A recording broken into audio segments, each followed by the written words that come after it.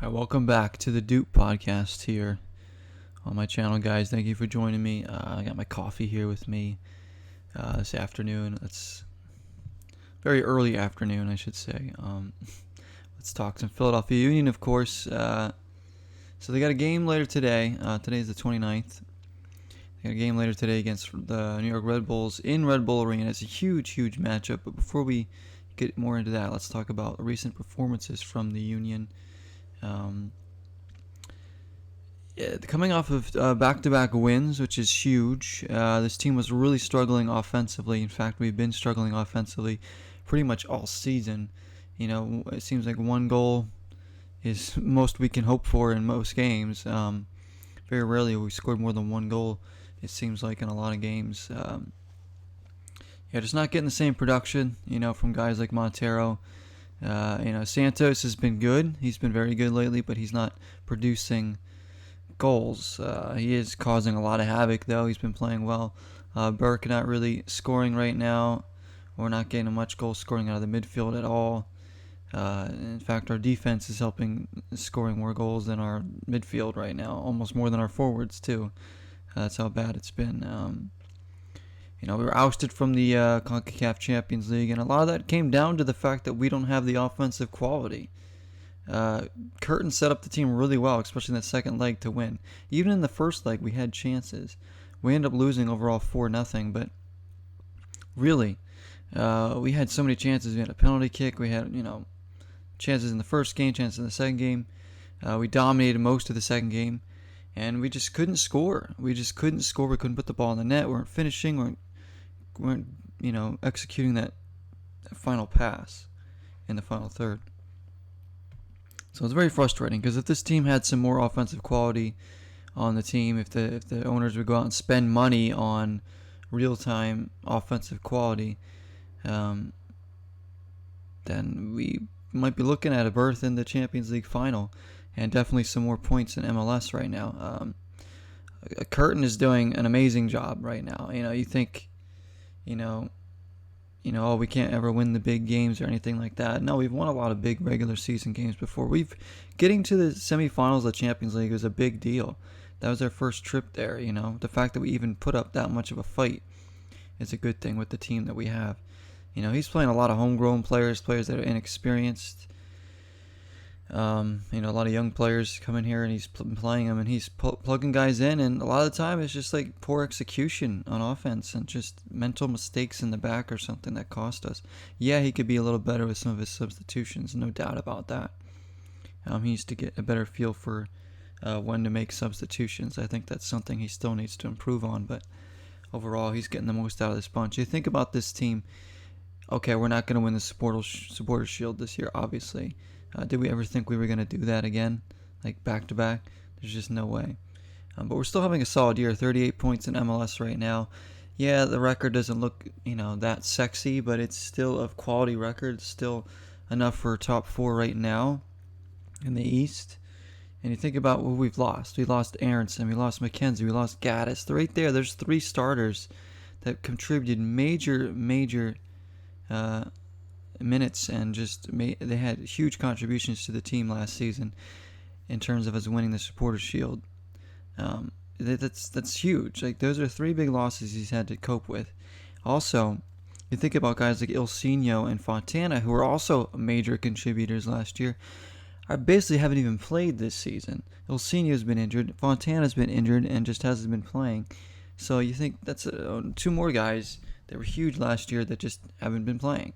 They basically have not been playing this year at all. They've played very few minutes, both of those guys combined.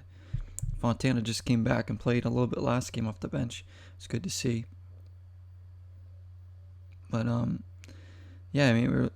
only new player that's really played a lot is Leon Flock, who's done well. He's done very well. He's a very good player to, put pressure on the ball, and he will track back and win the ball. He's not going to throw in like a, crunching challenge and bruise up the other team, but he's going to get stuck in for sure, that we've seen. And he's only 20, he's still young.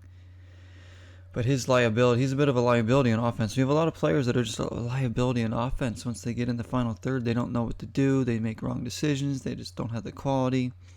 Players like Leon Flock and Jose Martinez, great on the other side of the ball.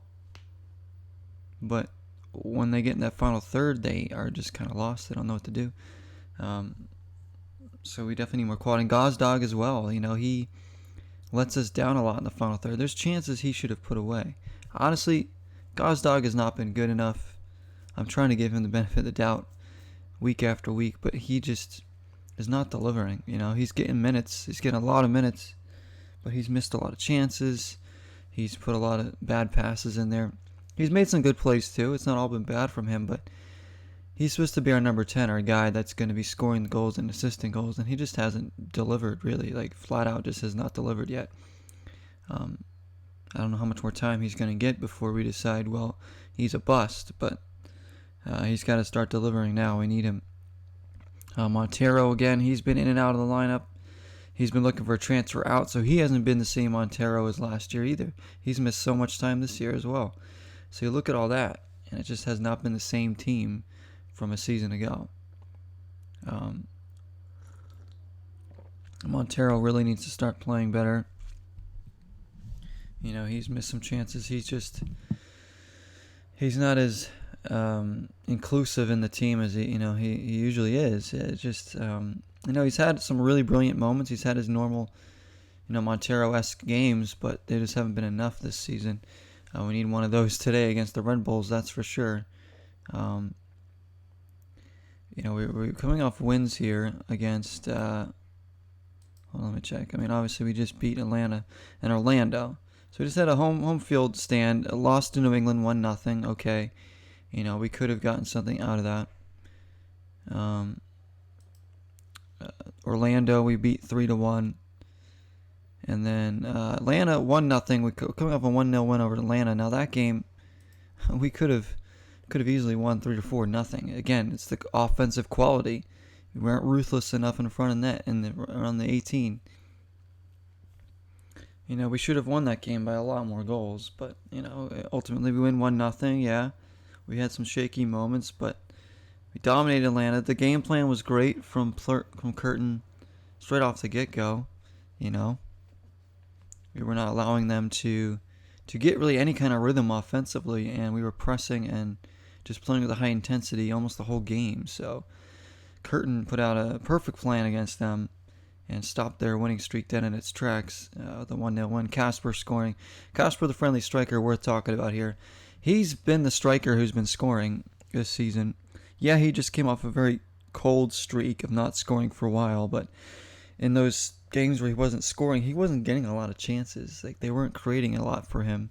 He was kind of living off of scraps, and he's not the kind of striker who's going to, terrorize a back line like a Santos.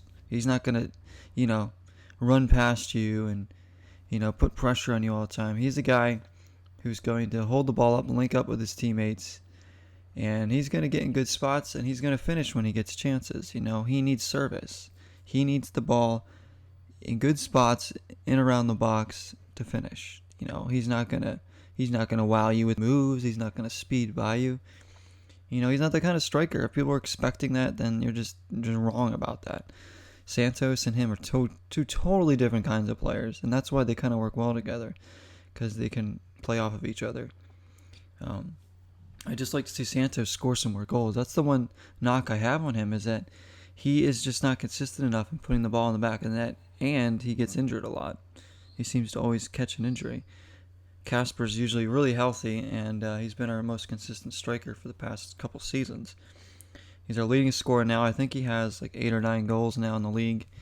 He scored twice against Orlando, and he scored the goal against Atlanta as well.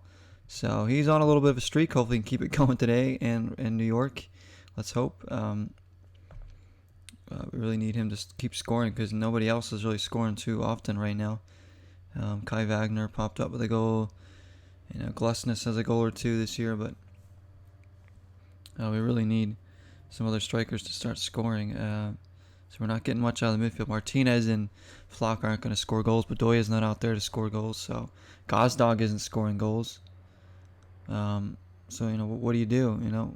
Who do you put in there that's going to deliver, some goals? Been playing some of the kids, and they've been good. Like last game off the bench against Atlanta, McGlynn came in, Aronson. They looked really good, really comfortable out there. Helped kill the game off. Even Fontana came in for a bit.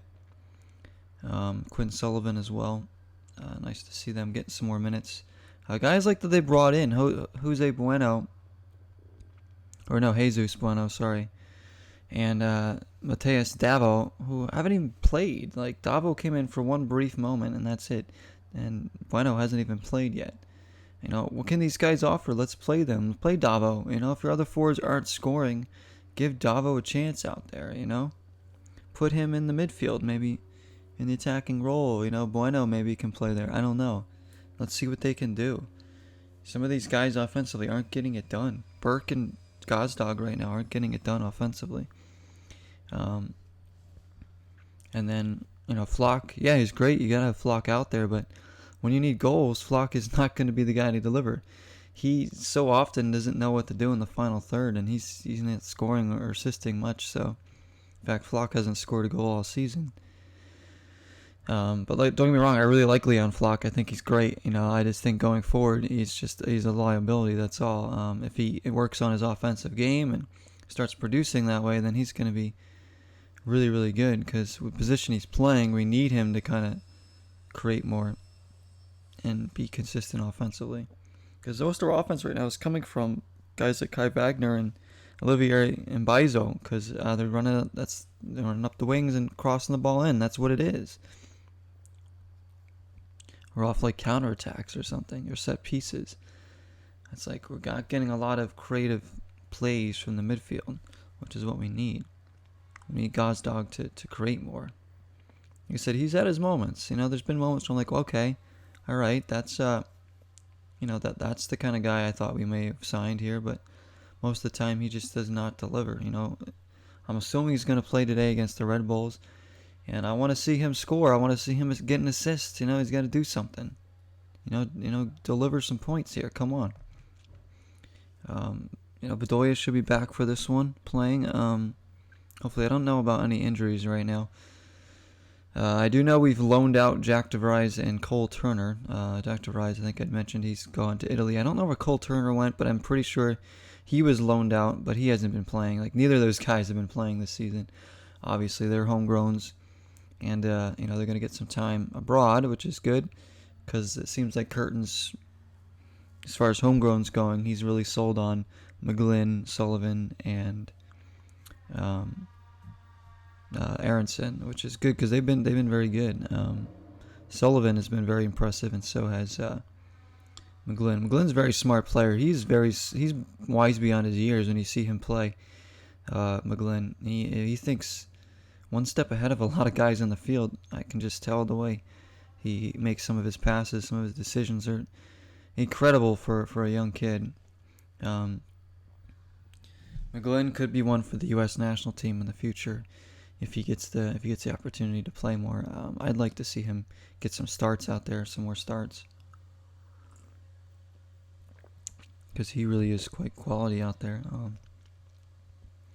But yeah, it was a disappointing run. We lost a game against DC, then we lose the CONCACAF Champions League semifinal. Defense was looking a little shaky. Maybe they're a little bit tired. Defense has certainly picked it up the past two games. Glesnes and Jack Elliot played amazing against Atlanta. Jack Elliot was brilliant in that game, carrying the ball forward, just defending well. Jack Elliot he's quite a unique player, Jack Elliot. A big, tall guy, skinny, but he's good with the ball at his feet. He can produce some things. He did a little spinorama in that game against Atlanta with the ball at his feet and created something. He's a very deceptive player.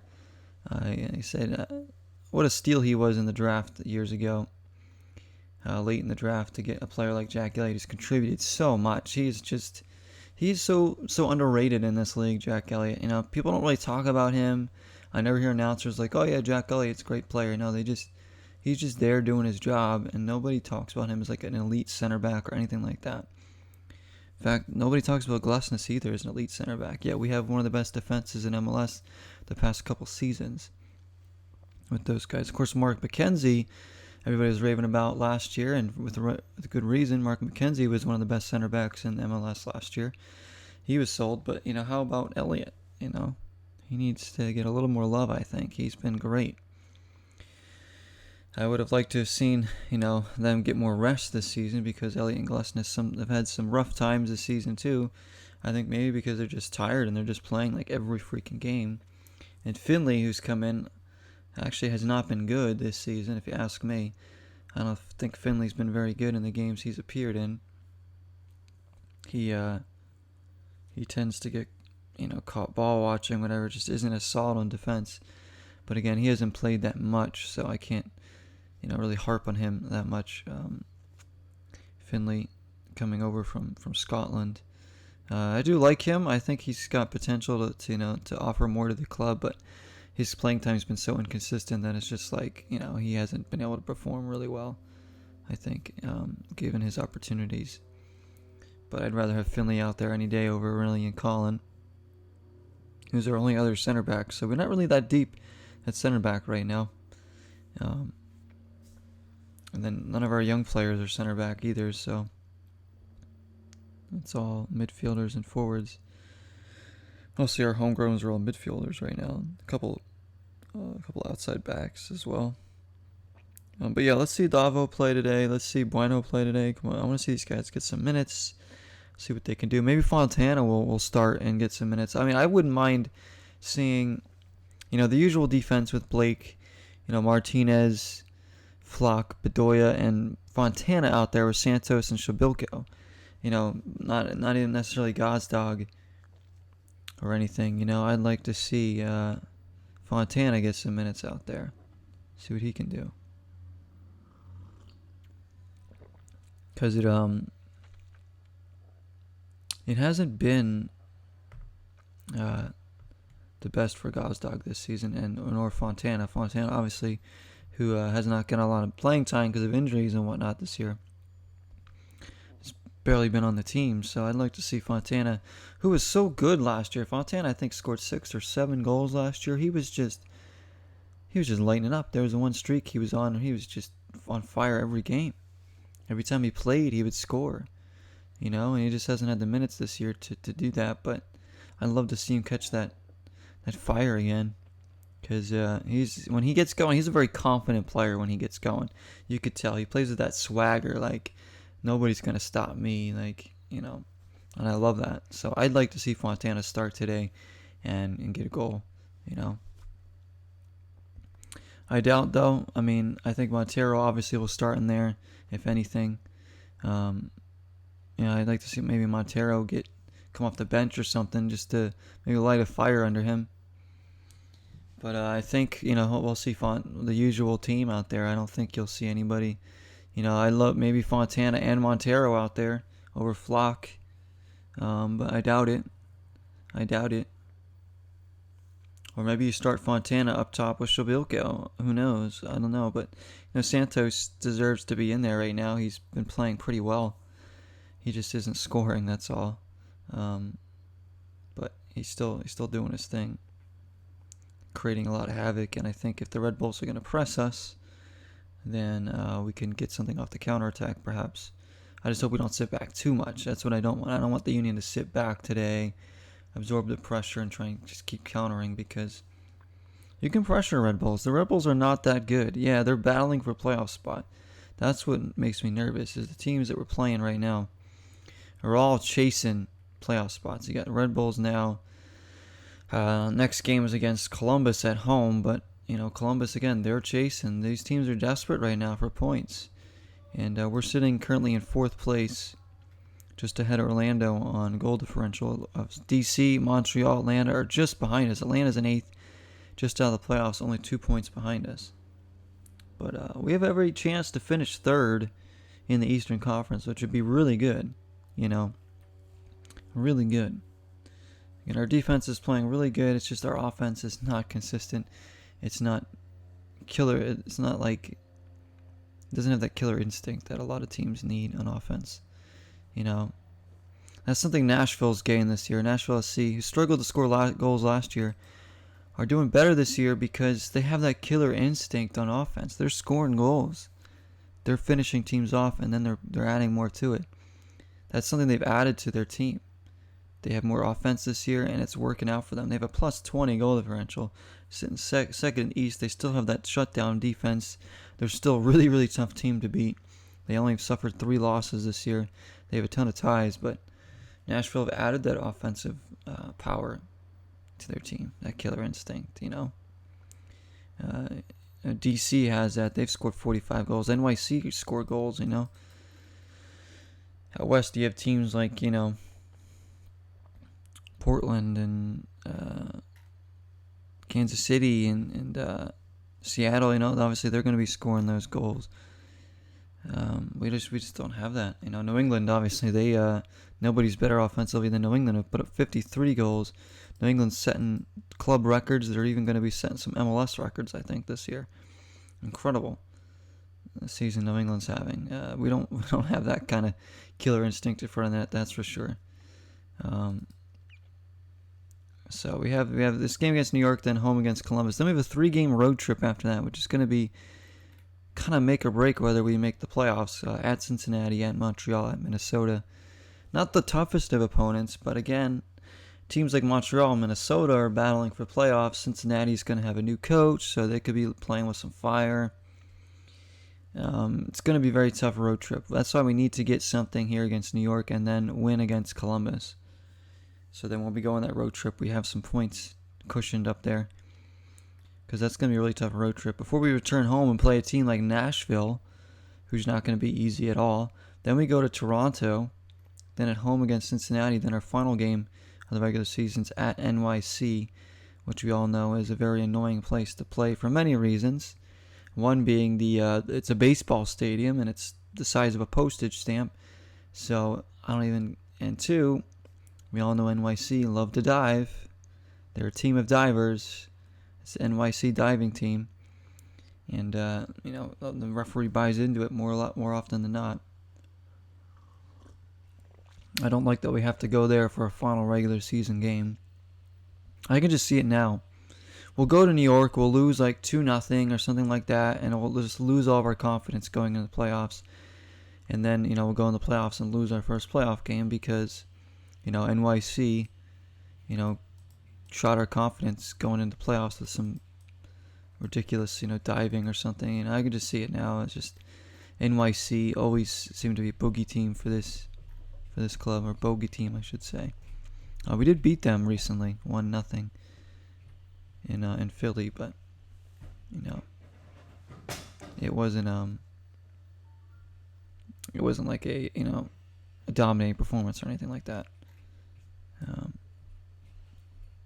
So yeah, we have, let me see here, looking at the schedule we have, there's 3 road games after that. Yeah, so we only have 3 home games left. 3 home games left. 1, 2, 3, 4, 5, 6 road games still. That's huge. We have to win our home games now. We only have 3 home games left to 6 road games. So it's going to be tough to get in the playoffs, honestly. With how tight it is and with how big every game is right now. Starts with this game against the Red Bulls. Gotta perform well. We're gonna get something out of this. If we win this game, that'd be amazing. But I'm not expecting a win today. I'm expecting a tie, probably.